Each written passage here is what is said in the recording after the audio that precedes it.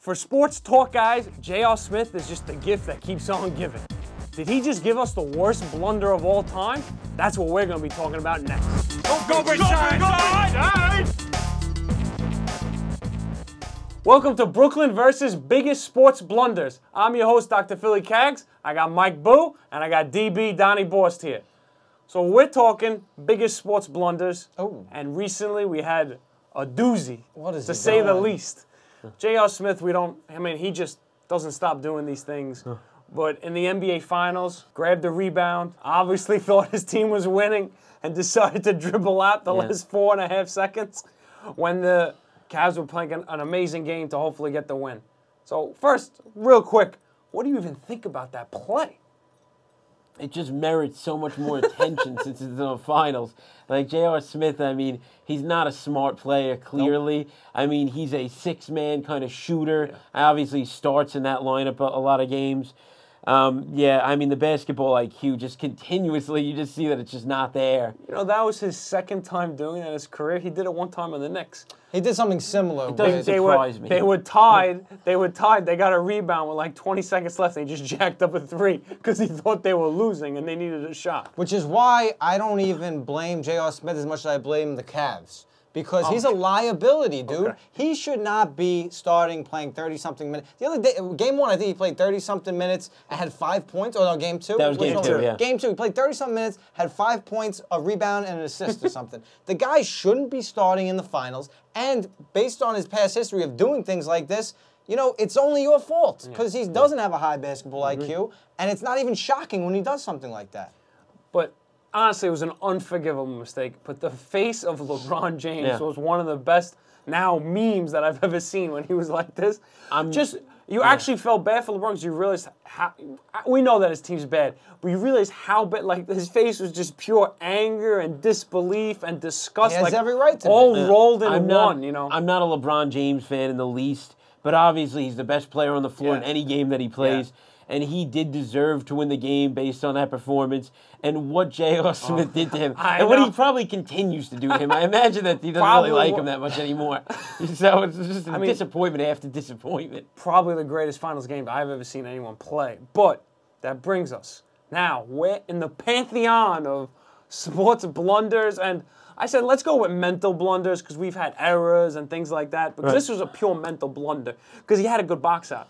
Where does this rank in the pantheon of those? I'll go to Mike first. It's not number one to me. I mean, it's most similar to the Chris Webber thing. Yeah. That's the most similar. That's a brain cramp, whatever you want to say. I don't think it's number one, though. And I'll give you my number one in a minute. You can go to Donnie, though. Oh, give us a little tease. Donnie. Well, no, I mean, it's definitely up there because much like the Chris Webber play, it truly affected the end of a game, and the outcome was just, I mean, shot as a result. Nobody thinks that, you know, it was 100% they were going to make that shot, but they probably had a very good chance to make it. LeBron's been clutching the playoffs. He was wide open for a pass at the end of that Smith game. was right under the hoop! Yeah. No, that's, again, he was turned around. I'm saying even a toss-up at that point is never foolproof. So I'd say it's up there. I mean, there's a lot of other plays, though, and I threw this one to you earlier, the Pete Carroll call at the end of the Super Bowl. Decision. That was my number one. That's his number one. I'm sorry, dude. I'm sorry. So, you know what, let's just go to Mike. That's your number one. Well, that's my number one because that had a direct impact on the winner of the Super Bowl. This Cavs series was probably not a series they were going to win. It definitely could have changed the series if Cleveland won game one.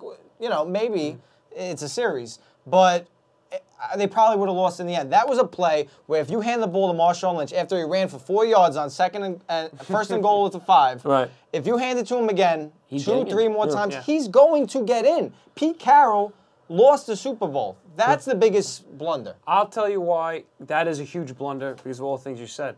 But I'll tell you why I still think JR goes ahead of that one. Because Pete Carroll, his decision was terrible. But the decision he made to throw it still had the opportunity to win the game. J.R. Smith's decision of not knowing what was... Pete Carroll knew what was going on. They went to overtime. They still had a chance to win. Pete Carroll at least knew what was happening, and he decided... Are we sure wrongly, he decided to throw the ball. J.R. Smith literally didn't give his chance a team to win there. He just took the ball and he dribbled out as if they were winning.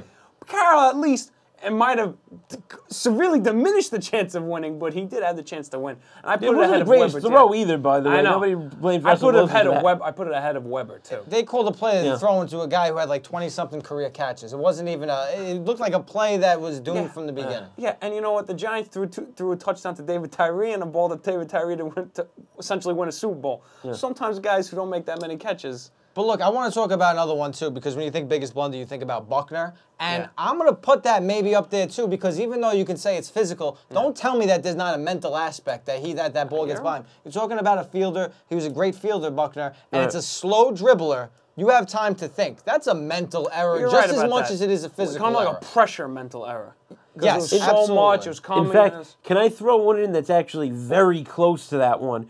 In the 1985 World Series, the year before, in Game 6, the first base umpire actually missed a very easy call, to which the Royals actually were now safe at first base when they should have been out, a play that would have ended a game. They then go on to win in Game 7. The Royals win the World Series in '85, which they probably shouldn't have. That's a good one, bringing the umps. I'll put another layer to the Buckner one. Can you even say that the mental error was on the manager? The manager, after the Red Sox took the lead in the top of that inning, he put Buckner in at first base just so he would be on the field when they won the World Series. But I'm saying that's a horrible decision by the manager. I'm saying. Yeah, but he should Can you make say the that's play, a mental though. mistake too? It's not anywhere close to not catching a dribble. He's a veteran. He should make that play no matter what. I agree. I'm just throwing a layer in there. There's a lot of decisions there. And by the way, I have to go back to the umpires again because this guy caught a ton of flack for this. Obviously messing up the Andres Galarraga perfect game. Yeah, but that's not... not Andres Galarraga, guy whatever the hell his name is. Galarraga's on the mound. Obviously... What's his name, please? You would hope... it was Galarraga. Armando Galarraga. Andres. You would hope... If there's anyone that would want to replay now, it would be that guy. Oh, Joyce, No, Galarraga. Took 2 seconds, he would have had a perfect game. Well, no, it affected Joyce also a lot. So, I mean, you know, he was the umpire. Yeah. So, I mean, he would have wanted that back just as much as Galarraga would. Yeah. I think I'd give Weber more of a pass than Smith, to be honest, to go back to that for a moment. In the timeout. Well, they also had to do something to, to complete that game. Yeah. That wasn't like, there was a lot more pressure in that situation than J.R. Smith getting a ball that at the very least they go to overtime. Like, let's set the scenario. J.R. Smith gets it, he turns around, puts up the shot. If it misses, nobody blames him. No. It's a low percentage shot. He did what he's supposed to do. He passes to LeBron. LeBron misses, fine. Yeah. You still did the right thing. He did everything. He went out of his way to make sure that he didn't do the right thing. He ran out. He almost ran out of bounds, it looked like, actually, on the play. You know what? I don't think I could think of a better way to end it there. He did everything he could to mess it up. And that's how we leave it with JR. We still don't know what's going on. And the fact that he tried to say he knew the score of the game was actually a huge joke. Yeah, come on, man. Just own up to it. But he is a joke, though. So let's be honest. And that's it for Brooklyn Verse, where we debated the biggest blunders. We want to know what you guys think of the biggest blunders are. Let us know in the comments. Did we miss one? I don't know. But let us know. See you next time. Go Bridgeside. Yeah, just hanging. I don't know. The JR one, man. That was one of the worst ones. Yeah, that's awful.